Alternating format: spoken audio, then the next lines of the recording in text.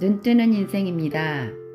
오늘의 책은 마음 홈트로 내 몸이 편해졌습니다. 저자는 안미라, 출판사는 더난 출판입니다. 파트 3 마음 근육을 움직이는 비밀에서 요약 발췌하여 읽어드립니다. 저도 과연 좋아질 수 있을까요? 전 아무리 해도 잘 안 돼요. 사업가, 직장인, 주부, 학생 등등 다양한 사람들을 만나면서 공통적으로 느끼는 게 있다. 바로 끊임없는 의심과 조급함이다. 불편한 몸과 마음이 당장 좋아지는 효과를 봤으면 하는 욕심이 있다. 그래서인지 쉽고 빠르게 효과를 보기 위해 사람들은 약을 먹고 병원에 의존하는 것 같다. 물론 의학적으로 치료를 해야 하는 부분이 당연히 있다. 하지만 무언가를 꾸준히 했을 때 그동안 오래 묵혀둔 습관들이 천천히 변하면서 몸과 마음이 좋아질 수 있다. 태어나서부터 지금까지 나는 얼마나 긴 시간을 살았을까? 지금 나를 이 세상에 있게 해준 부모님과 조상들은 몇백 년에 걸쳐 조상 대대로부터 전해져 온 내 성격과 몸의 유전자를 생각해보자. 그토록 오랜 세월을 지나 형성된 내 몸과 마음이 단 몇 분만으로 바뀐다는 것은 무척이나 힘든 일일 것이다. 마음 홈트에 들어가기에 앞서 가장 중요하게 말해주고 싶은 것이 하나 있다. 바로 조급해하지 말라는 것과 자신을 믿어야 한다는 것이다. 내 몸과 마음이 변하는 과정에는 시간이 필요하다. 이 과정은 마치 시차가 완전히 뒤바뀐 곳으로 가는 장거리 여행과도 같다. 예를 들어 지구 반대편인 뉴욕으로 여행을 가는 것이다. 뉴욕은 한국과 정확히 12시간 차이가 난다. 낮밤이 완전히 바뀌어 여행 내내 시차에 적응해야만 한다.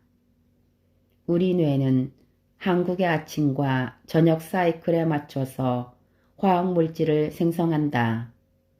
아침엔 세로토닌, 저녁엔 멜라토닌이라는 호르몬으로 때에 맞춰 잠을 자고 활동할 수 있게 한다.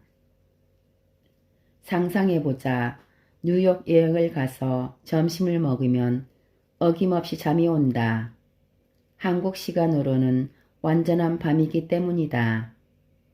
나는 졸린 눈을 부여잡고 싱그러운 초록 속에 나무들이 반겨주는 센트럴 파크에 가서 햇살을 맞으며 내 몸에게 세로토닌을 분비시킨다. 지금 밤 아니고 낮이야.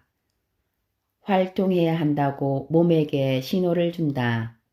그렇게 잠을 이겨내고 여행에 집중하다 보면 몸은 어느새 뉴욕의 시간에 적응한다. 사람마다 속도는 다르겠지만 반드시 적응을 하게 될 것이다. 새로운 것을 받아들이는 데 시간이 걸리고 그 과정 안에 기다려주는 노력이 필요하다. 내 몸과 마음을 리셋하는데 시간이 걸린다는 것을 받아들이고 부정적인 생각과 감정에 친숙한 내 습관을 바꿔야 한다. 3살 버릇 80까지 간다는데 그 습관을 바꾸려면 얼마나 많은 시간과 노력이 필요할까?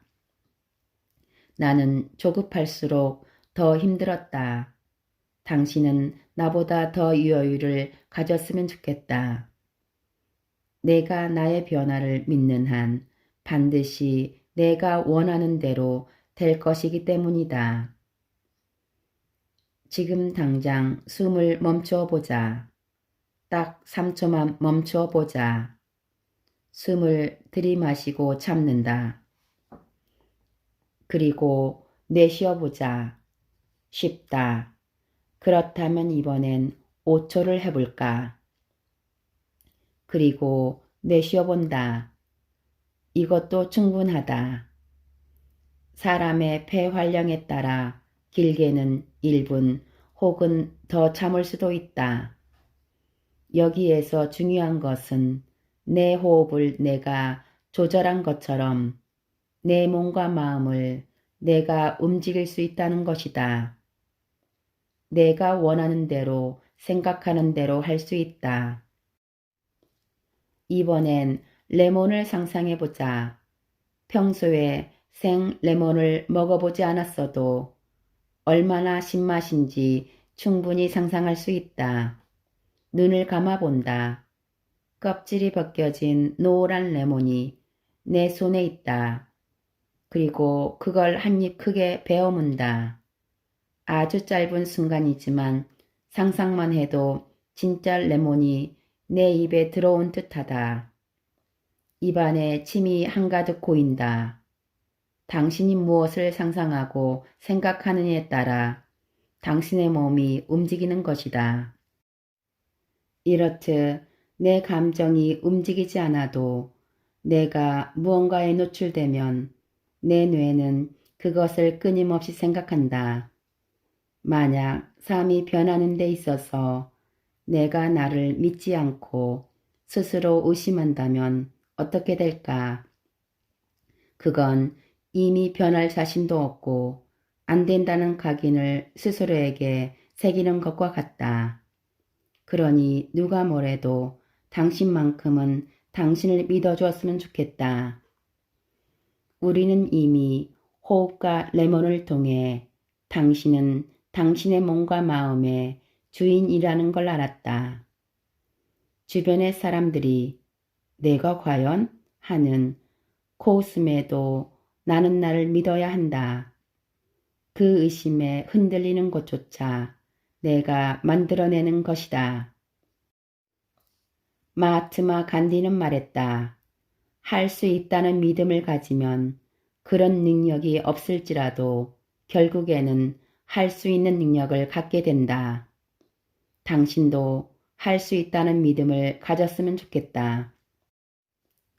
필라테스 수업을 할 때 대부분 가장 어려워하는 부분이 호흡하는 것이다. 처음 운동을 시작하는 사람은 호흡에 어려움을 느낀다. 운동 강사들이 호흡을 가르치는 이유는 그만큼 호흡이 중요하기 때문이다. 우리는 호흡에 집중해야 한다. 여기서 집중하라는 의미는 근육을 늘릴 때 호흡을 마시고 힘을 쓸 때 호흡을 내쉬라는 말이 아니다. 호흡에 집중하라는 것은 호흡을 자연스럽게 하라는 것이다. 과호흡 혹은 무호흡은 내 몸을 더 불편하게 만들 수 있다. 불편한 호흡은 몸을 긴장하게 만든다. 호흡이 깨지면 평소에 긴장감이 심했던 근육이 쓰이게 된다. 운동을 처음 접하는 사람들이나 평소에 몸과 마음에 긴장감이 심한 사람들은 대부분 호흡이 불안정하다. 그로 인해 호흡근이 연결되어 있는 갈비뼈와 골반마저 불균형으로 바뀌는 경우가 굉장히 많다. 호흡이 체형 불균형을 만들 수 있다. 이 말은 무슨 의미일까? 곧 호흡만 바르게 잘해도 몸과 마음이 편해진다는 뜻이다. 한 회원은 일주일 내내 괴롭히던 두통 또한 바로 사라짐을 경험했다.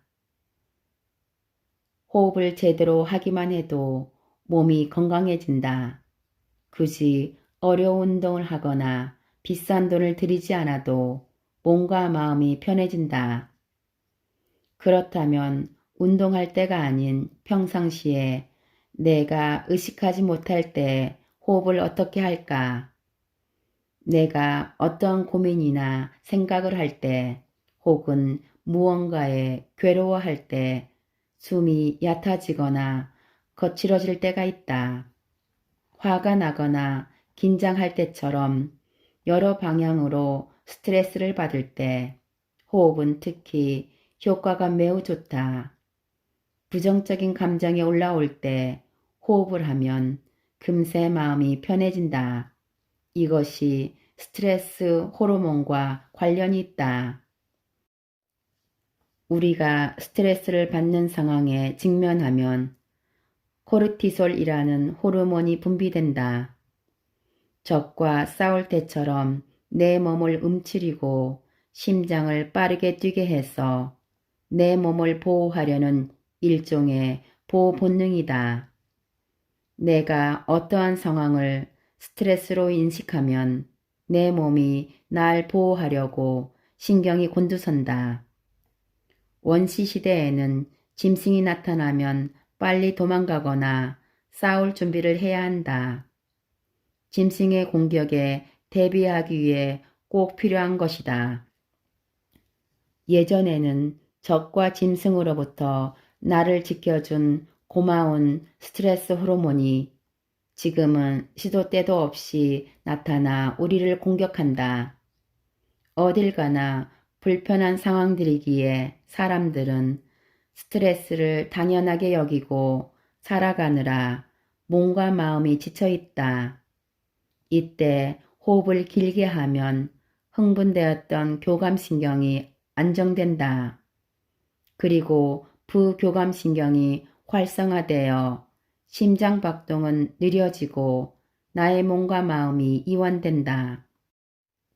내가 집중할수록 숨은 깊어지고 편안해진다. 언제 어디에서든 당신이 긴장하지 않았으면 좋겠다.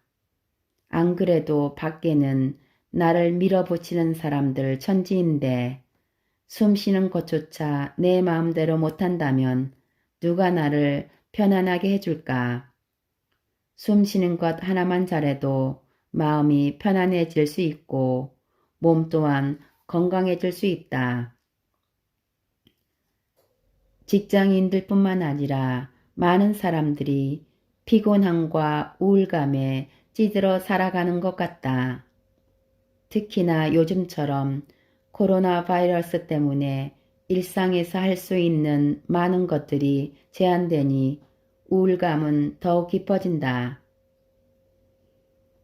지금 짜증이 나거나 우울하다면 이 감정은 어디에서 왔을까 생각해 봐야 한다. 나는 모든 감정에 대해 묻는다. 그 감정들은 도대체 어디에서 왔고 누가 만들었을까? 바로 나 자신이다. 각각의 사람들은 똑같은 상황에서도 다른 감정을 느끼기 때문이다. 감정은 개인의 고유한 영역이다. 같은 상황에서 어떤 일은 즐겁고 어떤 일은 매우 불편하고 괴롭다. 감정은 오로지 나만의 주관적인 영역이다. 그러기에 내가 현재 느껴지는 감정은 내 성향이고 습관일 뿐임을 알아야 한다. 누군가는 밖에서 몸을 움직이는 활동적인 일을 좋아하고 누군가는 집에서 혼자 할 수 있는 일을 선호한다. 이는 사람마다 성향이 다른 것이지 틀린 것이 아니다. 태어날 때부터 혈액형이 다르게 태어나는 것처럼 나의 지금 이 감정도 인정하고 이해해 줄 필요가 있다. 보통 현재의 감정은 날씨와 호르몬 등과 같은 요인에 의해서 영향을 받기도 한다. 하지만 내 성향이나 습관인 경우가 상당히 많다. 이것은 바로 과거의 기억으로부터 만들어진다. 감정을 바라보면서 내 과거를 떠올려 보자. 현재 마음속에서 일어나는 감정이 어디에서 왔는지 곰곰이 생각해 보자.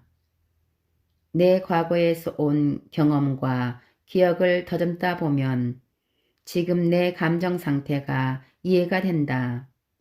마치 누군가에게 털어놓은 것처럼 가벼워진다.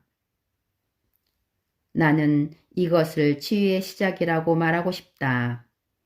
현재 내게 일어나는 감정을 바라봐주고 인정해주면 금세 사라지기 때문이다. 그리고 이 과정을 통해 감정은 내가 만들었다는 걸 알게 되니 누군가를 탓하지 않아도 된다. 내 괴로움의 원인을 밖에서 찾다 보면 한도 끝도 없다. 나를 힘들게 하는 상황은 변하지 않을 테니 말이다. 내 감정을 내가 바라봐 주면 누군가 알아줬다는 생각에 마음이 편해지고 그 원인을 알았으니 안심이 된다. 환경에 끌려가는 게 아니라 나 스스로 마음을 다스리는 것이다. 힘들 때 대화할 사람이 없고 마음 나눌 사람이 없어서 사람들은 더 고독해진다. 얼마나 마음이 외로우면 사람들은 가난해서 죽는 것보다 고독해서 죽는다는 말이 나올 정도일까. 마음이 괴로울 때 삶의 의미를 잃어버린다.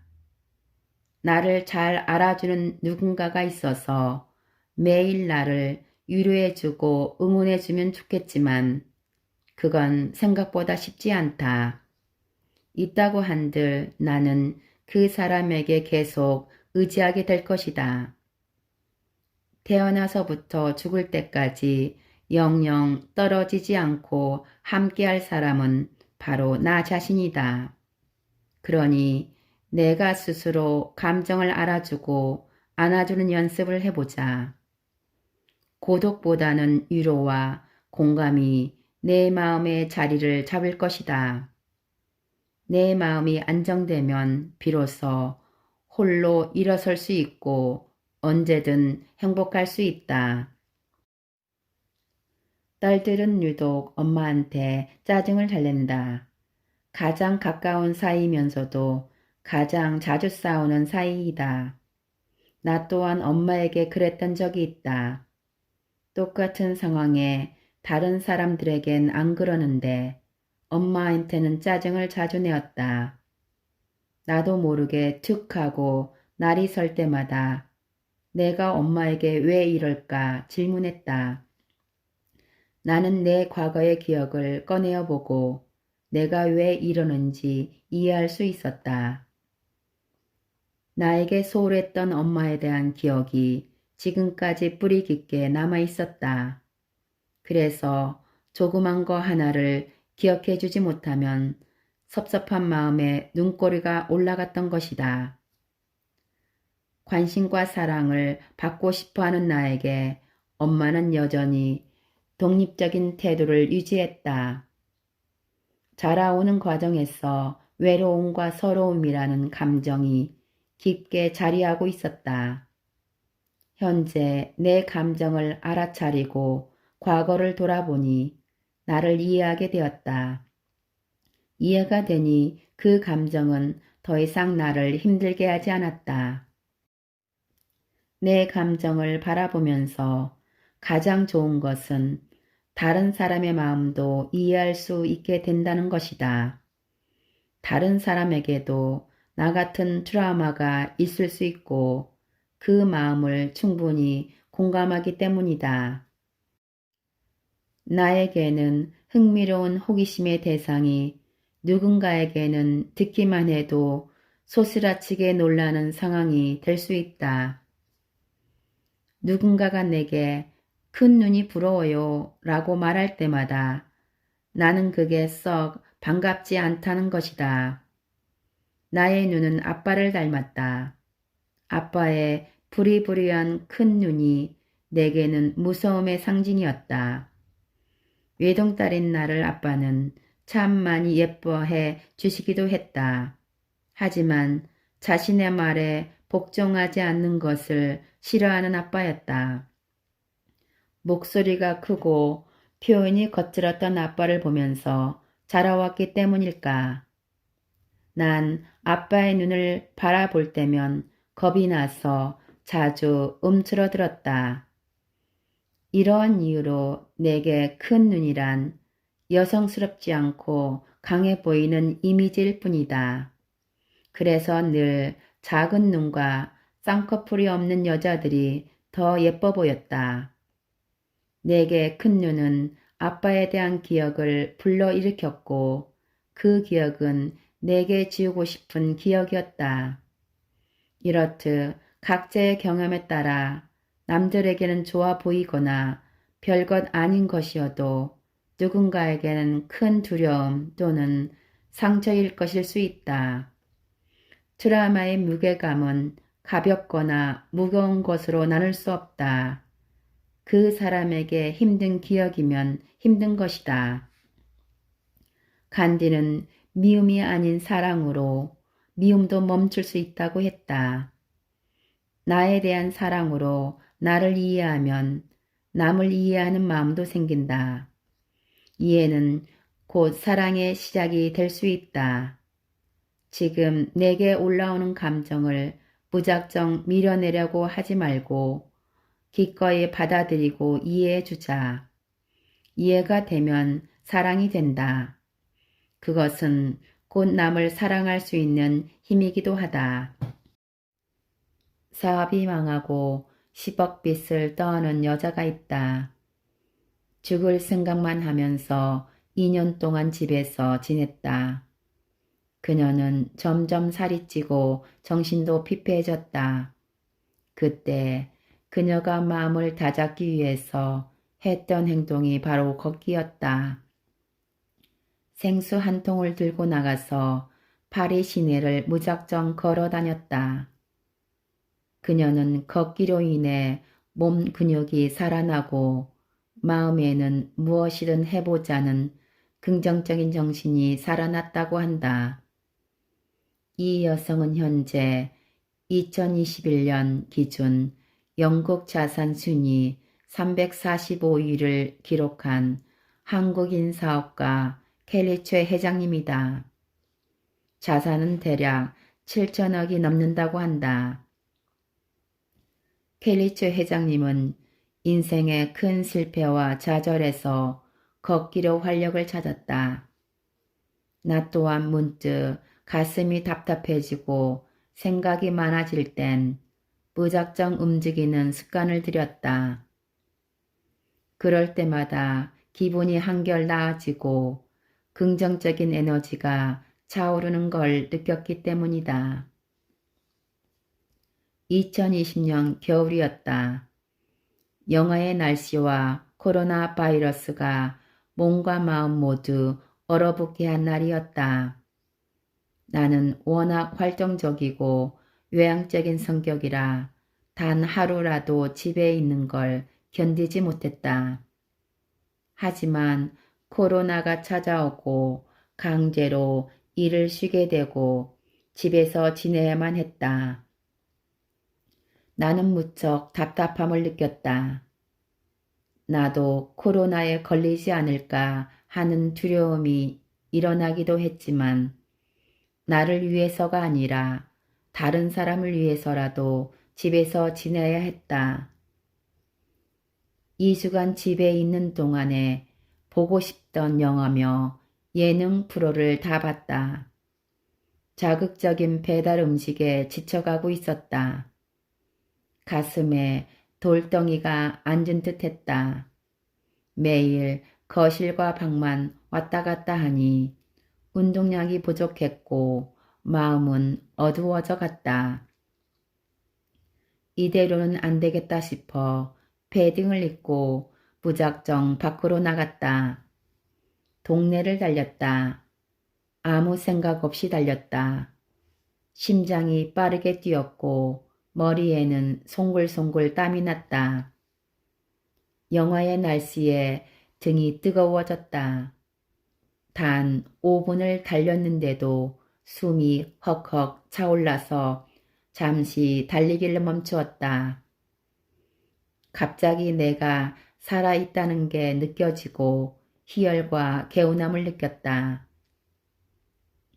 전문 용어로는 러너스 하이라고 한다. 달리기 애호가들이 달리는 도중에 느끼는 도취감이었다.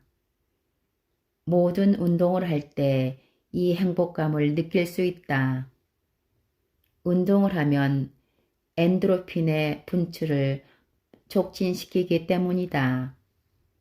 이 기분이 하도 좋아서 전문 서적을 찾아보니 새로운 사실을 알게 되었다. 운동할 때 느껴지는 엔도르핀보다 엔도카나비노노이드라고 불리우는 뇌 화학물질이 우리의 기분을 고양시켜 준다는 것이었다. 이것은 마치 대마초의 효과와 비슷한 화학물질로 몸의 통증도 가라앉혀 준다. 더 주목할 만한 건 조깅이나 가벼운 러닝을 한 경우에 이 호르몬의 수치가 3배나 증가한다는 것이다. 숨을 쉴 수 없을 정도의 고강도인 달리기가 아니어도 저강도로 운동할 때 러너스 하이 같은 행복감을 느낄 수 있다는 것이다. 맵고 자극적인 음식을 먹거나 근육이 터질 때까지 운동을 해야 이 기분을 다시 느낄 수 있다고 생각했는데 걷기와 같은 가벼운 운동만으로도 충분했다. 그 후로 나는 걷기를 주로 했다. 걸으면 확실히 내 머릿속에 꽉 차 있는 잡다한 생각이 비워지고 새로운 아이디어들이 생겨나는 것을 많이 경험했다. 일정이 있어 바삐 걸어 다닐 땐 미처 보지 못했던 하늘을 마음껏 바라보았다. 여유롭게 바라볼 수 있는 하늘에 기분이 좋아졌다. 느린 발걸음으로 우리 동네 구석구석을 구경했다. 보여지는 모든 것이 새롭고 신기했다. 무심히 지나쳤던 곳들을 여행하는 기분이 들어 매우 흥미롭고 즐거웠다. 날씨의 상황이나 여러 가지 이유로 밖으로 나가지 못할 때는 집에서 요가를 했다. 가끔 내 감정을 마주하기 귀찮아질 때가 있다. 그럴 때면 나와 대화하는 것에도 게으름이 올라온다. 그때는 무언가 억지로 무리려 하지 않고 그냥 움직여준다. 그 시간이 끝나면 나도 모르게 홀가분해지는 나를 만날 수 있다. 사실 난 요가를 두려워했다. 나는 목과 허리 그리고 무릎에도 만성 통증이 있었기에 요가를 할 때마다 통증을 느꼈다. 무슨 동작만 하려고 해도 안 아픈 데가 없었다. 요가를 하다가 아프면 저 사람은 잘 되는데 왜 나는 아프지 하고 비교하고 자책했다. 요가 선생님이 앞에서 동작을 보여주면 동작보다는 다른 데 정신이 팔렸다. 요가 선생님이 입고 있는 옷에 관심을 가지거나 오늘 저녁에 뭐 먹을까 하는 잡다한 생각들로 집중이 어려웠다. 스트레칭을 할 때는 정말 말 그대로 최악이었다. 내가 왜 이런 걸 돈 주고 하는지 후회가 밀려와 문을 확 열고 뛰쳐나가고 싶었다. 그러나 현재 나는 운동과 명상을 지도하고 있다.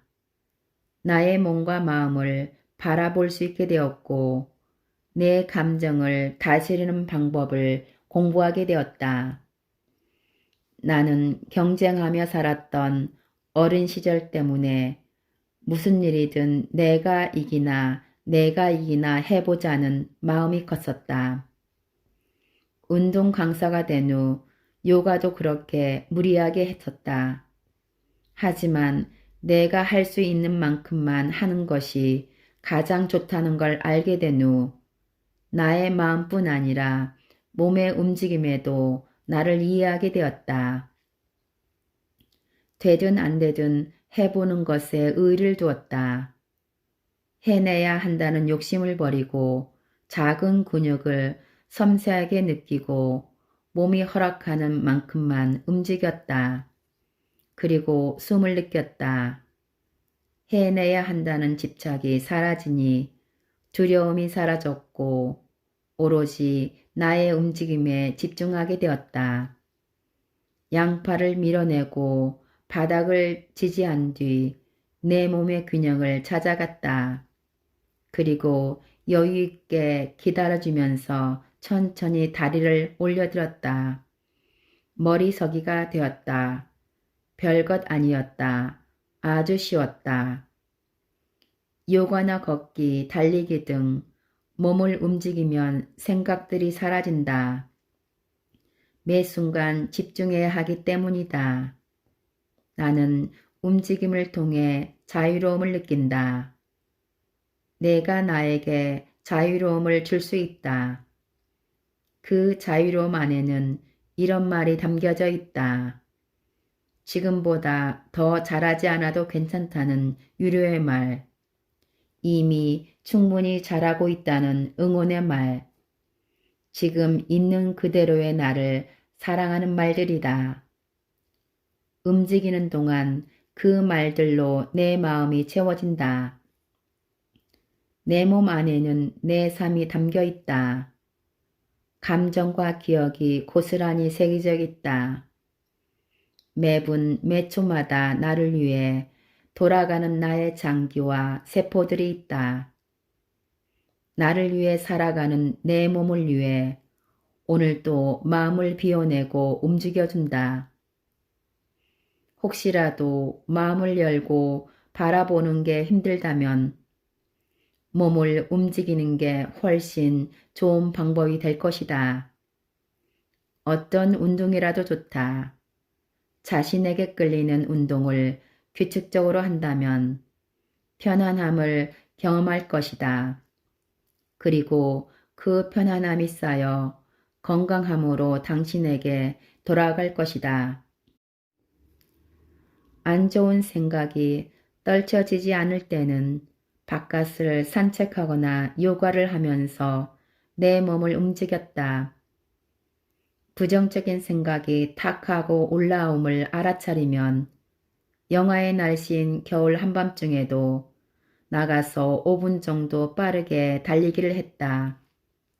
그러면 그저 살아있고 건강하게 움직이는 몸에 감사함이 올라와서 기분이 편안해졌다. 나쁜 생각이나 감정들이 올라올 때 그것에 한없이 빠져들지 않기 위해 노력했다. 왜 이런 감정이 올라오는지 물어봐주고 이해해 주었다. 그리고 움직이면서 머리를 비웠다. 몸과 마음이 가벼워졌다. 아, 개운하다. 움직일 수 있으면 됐다. 안 좋은 생각은 훌훌 털어버리고 감사하는 마음이 생겼다. 나는 그 깨끗해진 마음에 감사함을 불어넣었다. 지금 겪는 상황이 내 잘못임을 알고 좋은 경험했음에 감사하는 마음을 내었다. 과거의 나는 내 삶에 부족한 것만 생각했었다. TV에 나오는 연예인들을 보면서 나는 왜 돈이 더 없을까? 키가 큰 승무원 동기들을 보면서 나는 왜 키가 더 크지 않았을까? 성격이 수더분한 친구들을 보면서 나는 왜 신경질을 잘 낼까? 세상을 다 가진 나도 빈손으로 죽는다고 했던 알렉산더 대왕의 말처럼 세상을 평정한 사람도 죽을 때는 홀로 가는데 나는 너무도 많은 것을 가지려 했다. 나는 지금 이 순간에 만족하기로 마음을 움직이고 매 순간 감사하는 마음을 내었다. 진정한 기도는 내 인생 잘되게 해주세요가 아니라 지금 가진 것에 만족하고 살아있음에 감사함을 느끼는 것이라는 걸 깨닫게 되었다. 이 세상에 당연한 것은 없다는 걸 깨우치고 주위에 있는 모든 것에 감사한 마음을 가졌다. 매일 숨쉬고 살아있는 것이 당연한 것이 아닌데 우린 자꾸 이 사실을 잊고 살아간다. 아무리 삶이 괴로워도 살아있다는 것, 이보다 더 감사한 것이 어디에 있을까? 모든 것에 감사하면서 살다 보니 이 세상에 태어난 것이 기적이고 살아있는 것 자체가 기적이라는 걸 깨달았다. 내가 원하는 것이 아닌 지금까지 내가 이룬 것을 돌아보고 내가 현재 가진 것에 만족하며 감사해보자. 감사하는 마음은 내 삶 자체를 기적으로 만든다. 평소에 목과 어깨가 불편한 사람이라면 승모근을 3번 외쳐보자. 3번 외치면 평소 안 좋았던 목과 어깨 쪽이 저리거나 불편한 반응이 올 것이다. 자, 이번엔 상큼한 레몬을 상상하면서 3번 외쳐보자. 마치 입안에 신맛이 돈듯 침이 고일 것이다. 이처럼 우리의 뇌와 몸은 연결되어 있다. 내가 의식을 어디로 가져가느냐에 따라 내 몸이 반응한다. 그러니 좋은 생각으로도 충분히 좋은 기분을 가질 수 있다. 내가 지금 당장 좋은 하루를 만들고 싶다면 그렇게 할 수 있다. 하지만 그 전에 먼저 부정적인 것을 생각하는 나의 오래된 습관을 바꿔야 한다. 인간은 하루에 5만 가지 생각을 하는 동물이다. 내가 원하는 무엇인가에 집중하지 않으면 쉽게 내가 원하지 않는 다른 것에 집중을 빼앗긴다. 기본적으로 인간의 정신 구조는 10%의 의식과 90%의 무의식으로 이루어져 있다. 만약 나의 무의식에 박혀 있는 오래된 습관들에 따라 움직인다면 내 삶은 내가 원하지 않는 방향으로 흘러갈 것이다. 자기 전에 유튜브를 본 사람이라면 알 것이다. 자극적인 알고리즘에 이끌려 시간이 후딱 지나간다. 그러기에 우리는 우리의 정신을 붙잡아야 한다. 내가 원하는 대로 내 삶을 움직이게 하기 위해서 내 습관을 스스로 고쳐나가야 한다. 이것이 나의 잠재의식을 관리하는 것이고 내 삶의 주인이 되는 방법이다. 내 습관을 고치는 가장 쉬운 방법으로 나는 확언을 추천하고 싶다. 지아님의 경우처럼 우리 주변에는 부정적인 말이나 행동들이 무의식에서 올라오는 경우가 굉장히 많다. 물론 그 사람이 의식하지 못한 채로 말이다. 습관이다. 불안하지도 않은 상황에 나도 모르게 다리를 떤다거나 손톱을 뜯는 것처럼 좋지 않은 습관이다. 안 돼, 못해와 같은 말도 똑같은 경우이다. 이러한 무의식에 이끌리지 않으려면 좋은 습관을 들여야 한다. 그것을 말로 하는 것이 확언이다. 확언은 내 무의식에 잠재되어 있는 오래된 부정적인 신념을 내려놓고 뇌가 스스로 긍정적인 것들을 받아들일 수 있게 하는 과정이다. 앞에서 여러 가지 방법들로 나의 감정을 바라보고 나아졌다면 이제 감사하는 마음으로 내 마음과 마음에 긍정의 씨앗이 심겨져야 한다. 내 삶이 원하는 방향으로 만들어지기를 기도하는 마음으로 문장을 만드는 것이다. 나는 확언을 글로 적고 말로 해보는 연습을 했다. 내가 원하는 것을 글로 쓰면서 내가 눈으로 보았다. 그리고 따라서 말로 했다. 말로 뱉으면 누가 처음으로 들을까?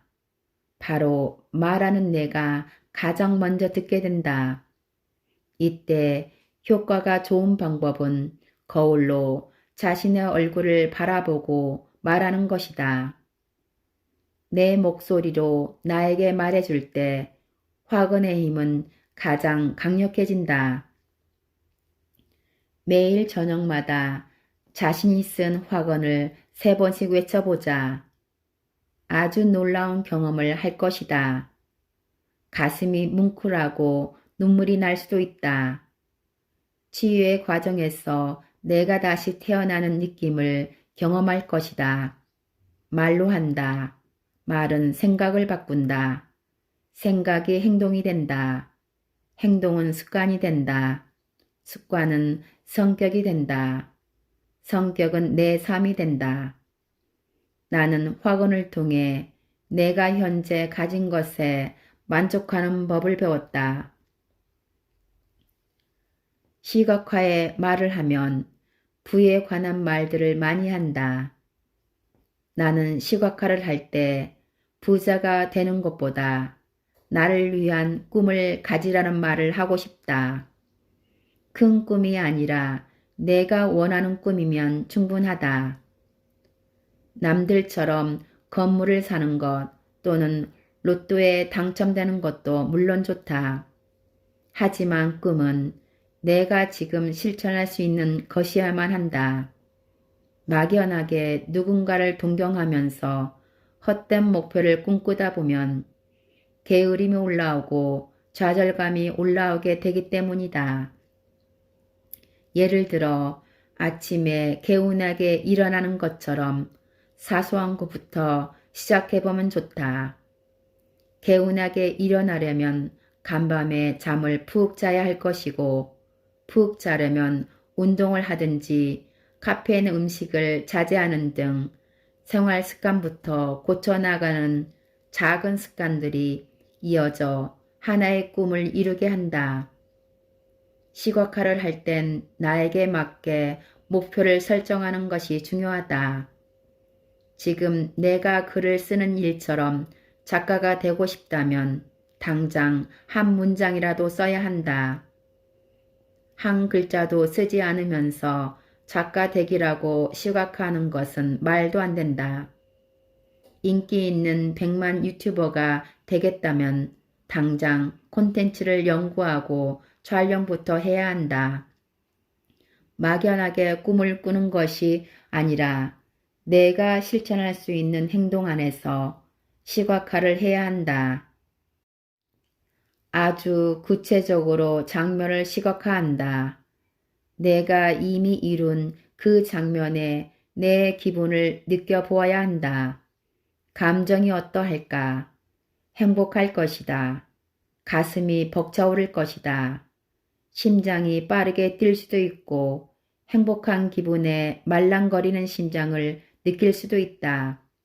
그 기분을 만끽하면서 매일 시각화해야 한다.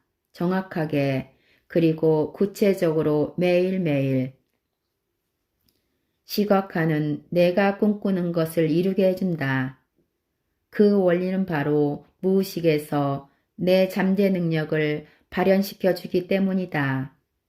이미 모든 걸 이루었다는 생각을 하면 내가 지금 꿈을 위해 가는 과정을 즐기게 된다. 매일이 감사하고 찬란하게 빛난다. 기분 좋은 작은 순간들이 모이면 무슨 일이든 할 수 있는 자신감이 생긴다. 그리고 내가 알던 나보다 훨씬 더 많은 것을 할 수 있다는 걸 발견하게 된다.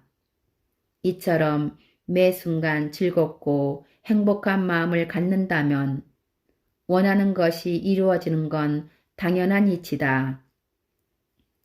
나의 현재 모습에 감사할 때 마음이 풍요로워진다. 마음이 부자인 사람에게 꿈이 끌려온다. 그 꿈이 무엇이든 가질 수 있을 것이다. 당신을 믿고 당신의 모든 것에 감사하자. 그리고 시각화로 그 꿈을 실현시켜보자. 당신이 시각화할 때 꿈을 실현시키는 결과까지 갈 수 있도록 도와주는 두 문장을 말해주고 싶다. 첫 번째, 자신의 꿈을 절대로 포기하는 사람만이 인생의 승자가 될 수 있다고 넬슨 만델라가 말했다. 포기하지 않고 끝까지 가는 힘만 있으면 된다. 이왕이면 시각화를 통해 즐겁게 가보자. 매일 이미 꿈을 이룬 나를 상상하며 꿈을 이룬 사람처럼 살아보자. 포기가 아닌 해낼 수 있는 용기가 생길 것이다.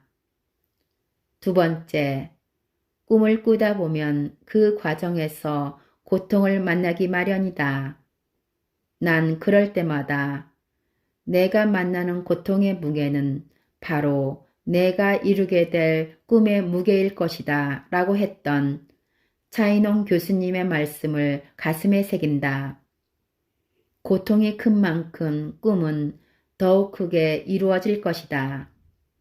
이 말을 떠올리면 포기하는 마음은 설레는 마음으로 바뀐다. 그리고 그 고통을 즐길 수 있는 힘을 준다. 오늘도 나는 내가 꿈을 이룬 한 장면을 떠올리며 살아간다. 매일매일 설렘이 가득하다. 감사합니다.